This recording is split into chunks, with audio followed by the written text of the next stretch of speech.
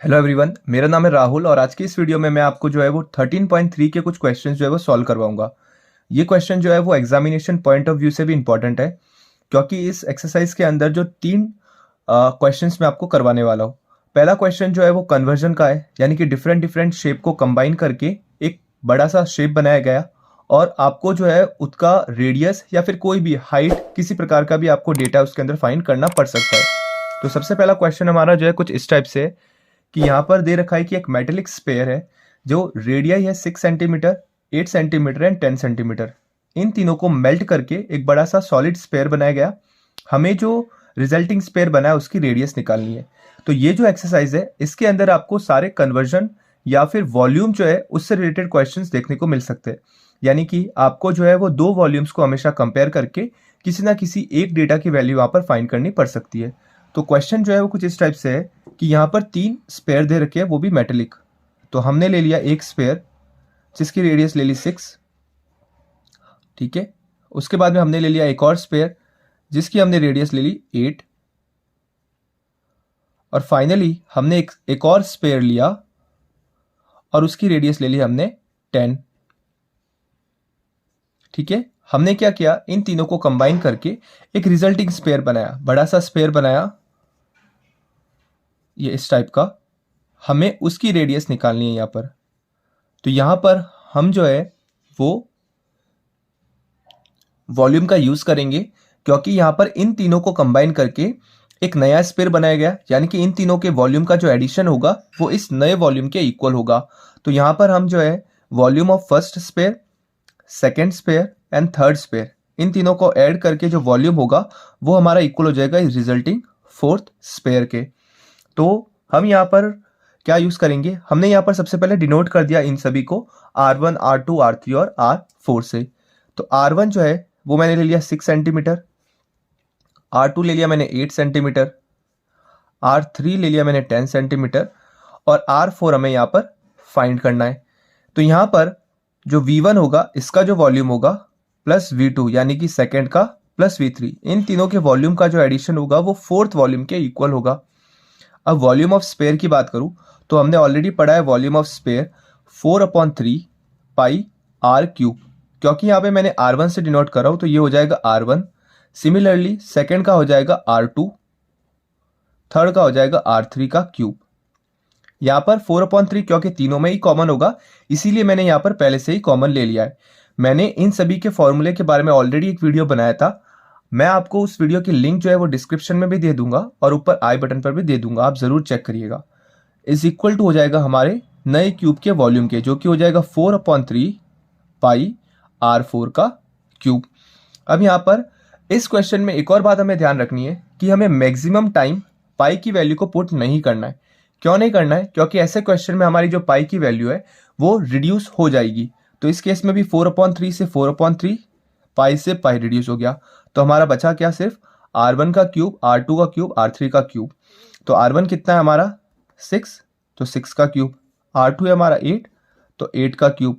और R3 है हमारा 10, तो 10 का cube is equal to R4 का क्यूब। अब हमें इन तीनों के क्यूब को ऐड करना है और फिर R4 के क्यूब की वैल्यू निकालनी है। तो 6 का क्यूब होता है हमारा 216, 8 का क्यूब होता है 512 और 10 का क्यूब होता है 1000। इन तीनों को अगर मैं ऐड करता हूं तो हमारे पास आ जाएगा 1728 इज इक्वल टू R4 का क्यूब। और अगर मेरे को इसका क्यूब निकालना है तो या तो आप क्यूब जो है वो मेथड लगा सकते हो, और अगर आपको इजी मेथड से निकालना है तो सिंपली आप इसका एलसीएम ले सकते हो।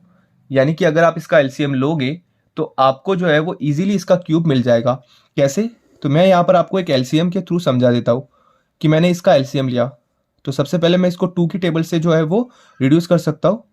2 8 ज़ा 16, 2 6 ज़ा 12, 2 4 ज़ा 8, अगेन 2, 2 4 ज़ा 8, 2 3 ज़ा 6, 2 2 ज़ा 4, अगेन 2, 2 2 ज़ा 4, 2 1 ज़ा 2, 2 6 ज़ा 12। अब अगेन 2 ले सकता हूँ मैं यहाँ पर, 2 1 ज़ा 2, 0, 2 8 ज़ा 16, 2 5 ज़ा 10, 2 4 ज़ा 8, 2 2 ज़ा 4, 2 7 ज़ा 14, 3 3 9 ज़ा 27, 3 3 ज़ा 9 और 3 1 ज़ा 3। ठीक है, अब हमारा ये एलसीएम आ गया। अब इन एलसीएम से हम इसका क्यूब कैसे फाइंड कर सकते हैं हम, तो देखेंगे इसका क्यूब। तो यहाँ पर क्योंकि 2 जो है वो 3 टाइम्स है तो एक पेयर इसका बन जाएगा, फिर अगेन 3 टाइम्स है तो एक पेयर इसका बन जाएगा, और ये 3 टाइम्स है तो एक पेयर इसका बन जाएगा, यानी कि 3 2 ज़ा 6, 6 2 ज़ा 12। तो ये जो R4 होगा, ठीक है, 1728 किसका क्यूब है, 12 का क्यूब हो जाएगा। और क्योंकि ये तीनों जो है सेंटीमीटर में है तो R4 भी जो है सेंटीमीटर में हो जाएगी। तो यूनिट लगाना ना भूले, क्योंकि यूनिट अगर नहीं लगाते हो तो उसके भी आपके नंबर जो है वो डिडक्ट हो सकते हैं। तो ये था हमारा सबसे इजी क्वेश्चन, क्वेश्चन नंबर 2। अब हम जो है वो थोड़ा सा और आगे बढ़ते हैं और एक और नेक्स्ट लेवल का क्वेश्चन हम सॉल्व करते हैं। अब हम बात करते हैं क्वेश्चन नंबर 4 की। तो क्वेश्चन नंबर 4 कुछ इस टाइप से, a well of diameter 3 metre is dug 14 metre deep. मतलब एक वेल है जिसकी डायमीटर क्या है, 3 मीटर है, और उसको डग किया गया कितना, 14 मीटर। तो अगर मैं इस फिगर की बात करूं तो इस फिगर के अंदर इसकी जो डायमीटर है वो है 3 मीटर। ठीक है, यानी कि ये जो है वो है 3 मीटर और इसकी जो हाइट है वो है 14 मीटर। ये अब उसके बाद में दे रखा है, the earth taken out of its has been spread evenly all around it in the shape of a cylinder circular ring of width 4 metre. यानी कि इसमें से कुछ मिट्टी निकाली गई और उसको इसके चारों ओर जो है वो फैला दिया गया, और इसकी जो विड्थ है, यानी कि यहां से लगाकर यहां तक की जो विड्थ है वो दे रखी है हमें कितनी, 4 मीटर। ठीक है, अब हमें यहाँ पर क्या फाइंड करना है, हमें एम्बैंकमेंट, यानी कि इसके चारों ओर एक एम्बैंकमेंट बनाया गया है तो उसकी हाइट हमें फाइंड करनी, मतलब हमें ये जो है स्मॉल h यहाँ पर हमें फाइंड करना है। तो देखेंगे अब यहाँ पर जितनी इससे मिट्टी निकाली गई उसी मिट्टी से ये एम्बैंकमेंट बनाया गया, यानी कि इससे निकाली गई जो मिट्टी है उसका जो वॉल्यूम होगा वो इस एम्बैंकमेंट के वॉल्यूम के इक्वल होगा। और क्योंकि दोनों ही शेप एक सिलेंडर है तो दोनों ही साइड जो है वो वॉल्यूम का ही कंपैरिजन होगा, वो भी किसके, सिलेंडर के। तो यहाँ पर इस क्वेश्चन को हम स्टार्ट करते।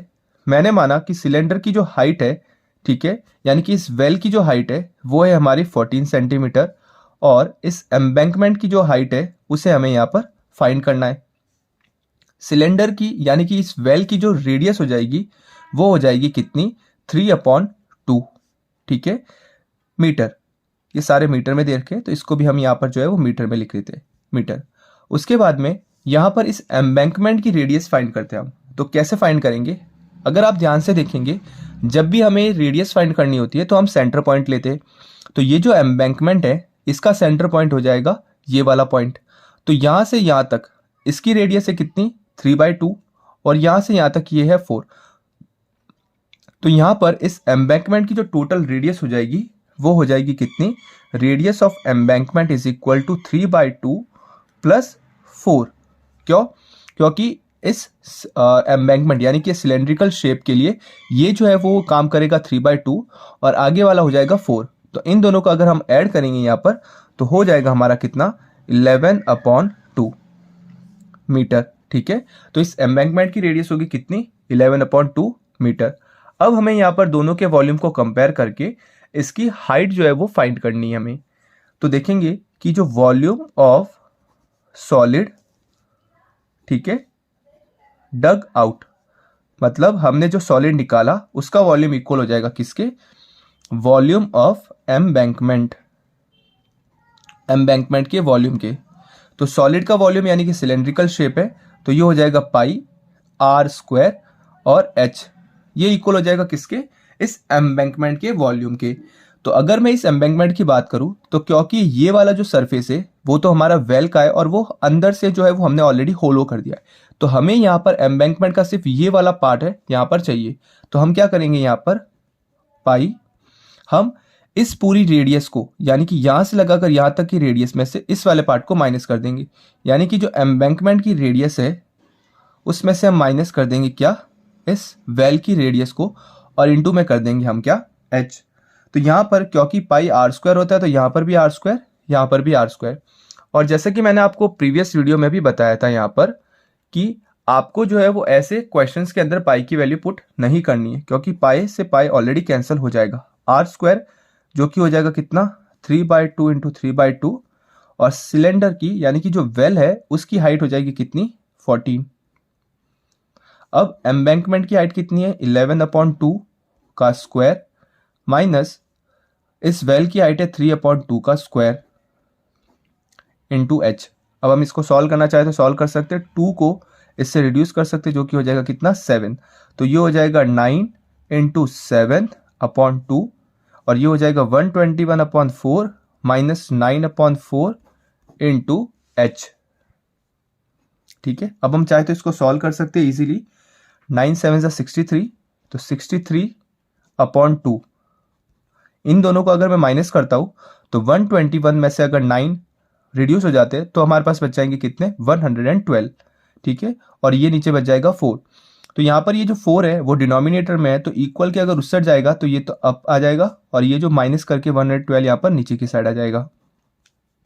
अब हम चाहे तो इसको फर्दर रिड्यूस कर सकते हैं, 2 1 2, 2 2 4, इन दोनों को मैं मल्टीप्लाई करूंगा तो ये हो जाएगा कितना 126 और नीचे है 112। फिर आप चाहो तो एट द एंड इन दोनों को डिवाइड कर सकते हो, जो कि हमें आंसर देगा 1.125 मीटर। तो ये हो जाएगी क्या, हमारा जो एम्बैंकमेंट हमने फॉर्म किया है उस एम्बैंकमेंट की हाइट। ठीक है, तो ये था हमारा क्वेश्चन नंबर 4। मैंने जैसे कि बताया था आपको कि मोस्ट ऑफ द टाइम आपको पाई की वैल्यू पुट नहीं करनी है, तो इस क्वेश्चन में सिमिलर वही कंसेप्ट लगा है, पाई की वैल्यू पुट नहीं करनी है। और जब भी इस टाइप के क्वेश्चंस आते हैं कि मैंने एक सरफेस में से कुछ पार्ट निकाला और उसको हमने दूसरे सरफेस में हमने क्या कर दिया, कन्वर्ट कर दिया। ठीक है, तो हम वॉल्यूम को कंपेयर करके उसके सॉल्यूशन को फाइंड करते हैं। तो ये था हमारा क्वेश्चन नंबर 4।